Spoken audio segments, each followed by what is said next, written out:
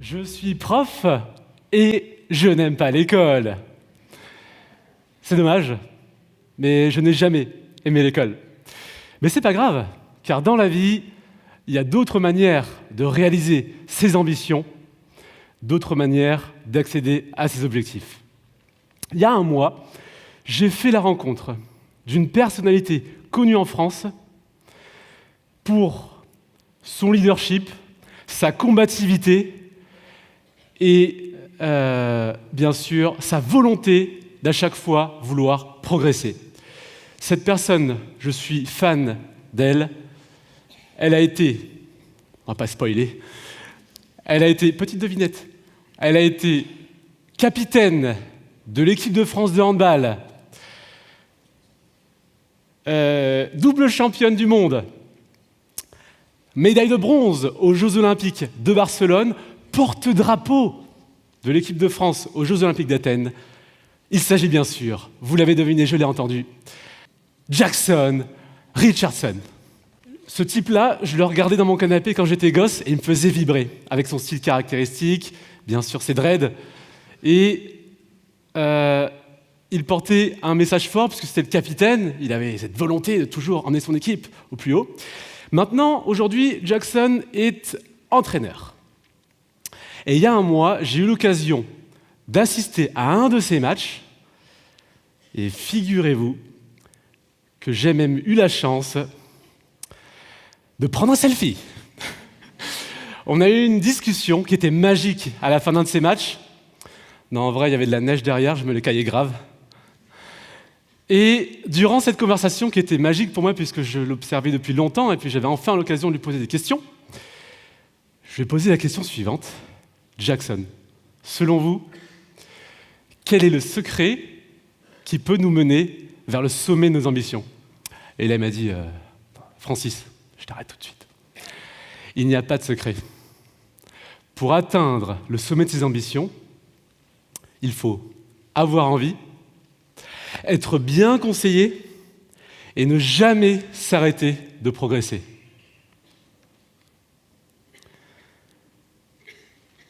Premièrement, avoir envie. Personne dans la vie, avant Jackson, ne m'avait dit que, à chaque fois que j'avais une forte ambition, je devais agir avec une seule et unique chose, mon cœur. Pas le cœur de papa-maman, mon cœur. Et ça, je l'ai compris bien assez tard. On a tous eu l'exemple, tous dans la salle, vous allez vous reconnaître, on a tous eu l'exemple de ce petit enfant se dirigeant vers vous, le sourire aux lèvres, avec les yeux pétillants, en vous disant qu'il voulait devenir plus tard astronaute, superstar, président des États-Unis. Et nous, dans un réflexe d'adulte blasé de la vie, on ne pouvait s'empêcher d'esquisser un petit sourire avant de lui expliquer que ce serait sans doute très difficile, que ce ne serait pas forcément pour toi. Souvenez-vous, la petite, on va l'appeler Clémentine, la petite Clémentine qui disait « Moi, quand je serai grande, je vais devenir chanteuse comme Madonna. Et en plus, je veux faire le tour de la Terre. » Et vous, là, en face, vous étiez là en train de dire « Bon, écoute, Clémentine, on se calme, tu finis tes haricots verts, ensuite tu vas au lit parce que demain, il y a l'école. » Ici, on a typiquement l'exemple d'une ambition qui naît du cœur, très tôt, mais qui est stoppée par un adulte de confiance et qui aurait pu faire naître un grand potentiel. Et ça, quand c'est stoppé, c'est mal. Et pour ça, il est donc très important, dans toutes vos ambitions, d'être bien conseillé. Vous devez vous trouver un environnement qui vous conditionne à réussir, qui vous conditionne à être limitless, sans limite. Vous devez trouver et chercher, parce que ce n'est pas forcément facile, trouver votre mentor qui saura vous connaître, qui saura vous sentir et qui vous donnera les meilleures aspirations pour vous. Ce n'est pas facile, mais ça se trouve. Et je pense que se conditionner à être ambitieux peut commencer dès le berceau.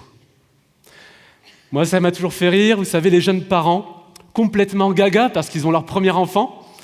Et quand ils se présentent en face du berceau dans lequel il y a leur enfant, eh ben ils étaient là, ah gousi gousi, trop mignon, le bébé trop gnangnan, et le trop gnangnan.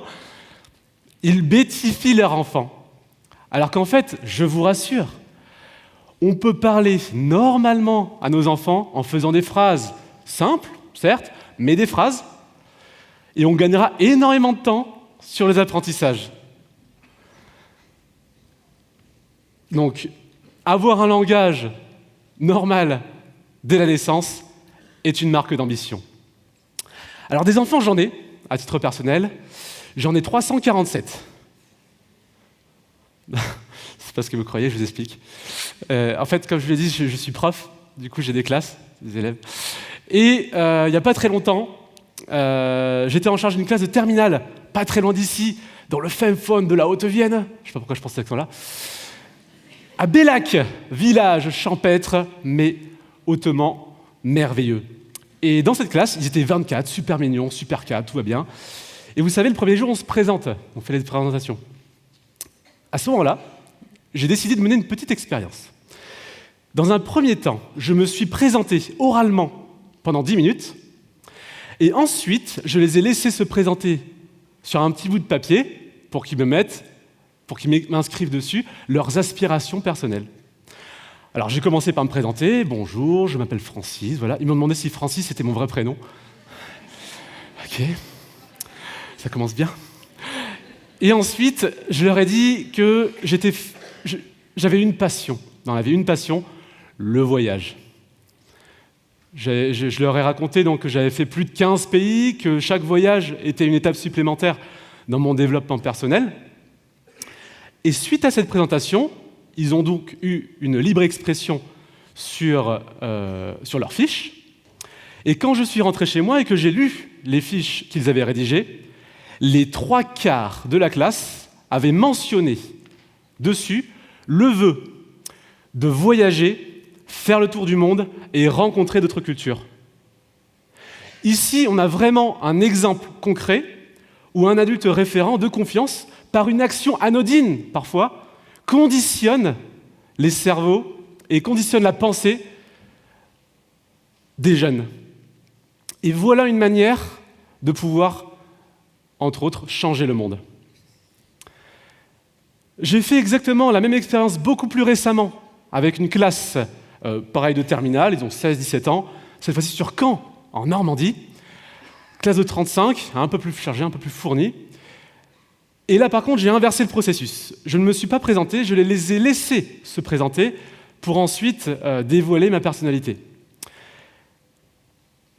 Et là, le résultat a été sans appel.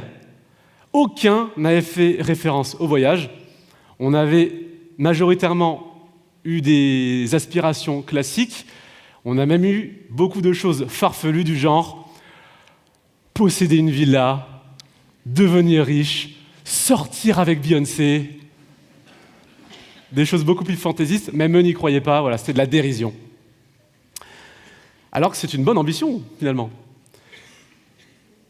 Dans la lignée de cet âge adolescent, vous savez, vers 16-17 ans, allez 15 ans, on nous demande une chose dans le système scolaire, c'est de faire un choix quant à notre orientation. Et en France, on est des champions pour ça, puisque des études de l'éducation nationale menées sur du post-bac pointent un taux alarmant d'échec dans l'année suivant l'obtention du baccalauréat. On choisit, on change, on se trompe, on arrête, on reprend. Voilà. Est-ce que les lacunes accumulées durant l'expérience scolaire est la seule explication à ce désastre lié à l'orientation? Je ne pense pas. Je pense que le manque d'ambition chez nos jeunes a sa part de responsabilité dans cet échec. Je pense qu'on nous demande trop tard d'être ambitieux. Ce n'est que vers l'âge de 15 ans qu'on vous demande de faire un choix de vie énorme. Ainsi, l'ambition peut commencer très tôt. Plus tôt vous commencerez à être ambitieux, plus tôt vous connaîtrez vos aspirations personnelles et plus tôt vous saurez faire des choix de vie qui vous permettront d'être épanouis au quotidien. Ça semble anodin, mais c'est énorme. Comme le disait le chanteur Orelsan dans son dernier album, à cet âge-là, l'adolescence, t'en es au moment de ta vie où tu peux devenir ce que tu veux, le même moment où c'est le plus dur de savoir ce que tu veux. Et ça, je peux vous dire qu'il y a une grande partie des jeunes présents dans la salle qui savent de quoi je parle. On devient ambitieux trop tard. À titre personnel, voilà, je vous raconte rapidement, on est entre nous, il n'y a pas grand monde aujourd'hui. J'ai passé un bac S, on m'a dit le bac scientifique c'est le meilleur. Tu vas voir, tu auras le choix, tu vas choisir. Mais choisir quoi ? Je n'avais pas d'ambition, je ne savais même pas quoi choisir. Donc finalement, l'ambition doit être la source de nos motivations. Enfin, le dernier point, c'est qu'il ne faut jamais s'arrêter de progresser. Ne jamais se reposer sur ses lauriers. Et pour ça, une méthode assez simple qu'on peut faire tous les jours, c'est être inspiré. Quand vous êtes inspiré, vous avez envie. Quand vous êtes inspiré, vous avez envie de créer et voir les choses en grand. Et ça vous fait rêver, ça vous fait du bien. Et tout commence d'ici. Alors on a chacun nos trucs pour être inspiré ici, on ne va pas s'apesantir dessus. Mais on se rend compte, dans la plupart des cas, que l'inspiration vient d'autant plus rapidement lorsqu'on est libre. Libre de penser sans s'attacher à de quelconques considérations sociales. À titre d'exemple, j'ai un petit truc que vous pourrez faire ce week-end, pensera à moi, pensera à Francis. Faites de la philosophie avec un enfant de 6 ans, vous serez bluffé. Faites de la philosophie avec un adolescent prêt à aller à la fac, vous serez déçu. Ça montre bien que très tôt, on a de l'ambition, on a une ouverture d'esprit qui nous permet d'avoir beaucoup d'inspiration. Enfin, je voudrais terminer par une dernière remarque. On a souvent tendance à voir la vie comme quelque chose de planifié. Petit 1, on gravit les échelons scolaires. Petit 2, on obtient un emploi. Petit 3, on devient proprio à 33 ans, on a 2 enfants et on est marié. Petit 4, on s'installe au fin fond de la Creuse et on a une vie posée. On est en 2018, l'ère des nouvelles technologies, l'ère du changement perpétuel. Et il y a une chose qui caractérise nos enfants, c'est qu'ils sont justement limitless, ils sont sans limite. Nous, en tant qu'adultes, on a tendance à voir ça comme de la démesure. On n'y croit pas, on en rigole, on a peur. Si vous voulez vraiment réaliser vos ambitions, apprenez à retrouver votre âme d'enfant et à ne jamais avoir peur. Je pense que les enfants sont très, très, très, très inspirés et donc très, très, très, très inspirants. Nous avons énormément de choses à leur transmettre, mais eux également en retour peuvent nous apporter énormément.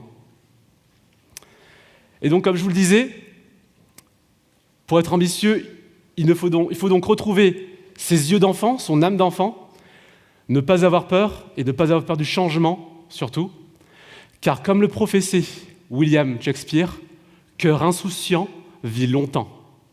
Merci d'avoir écouté un jeune prof.